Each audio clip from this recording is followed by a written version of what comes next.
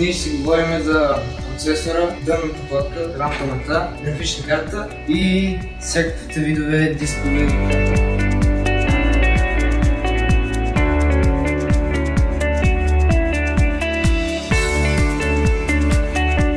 Върнахме назад в миналото и погледнахме напред в бъдещето.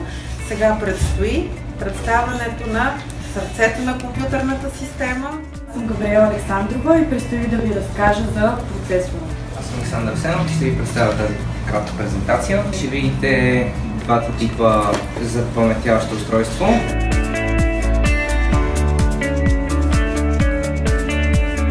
Аз съм Георги Писарев, ще ви представим презентация за история на компютърна техника. Ще ви разкажем основните компоненти и всичко основно свързано с мониторите. Предстои да видите едно видео, което показва нагледно еволюцията на мониторите.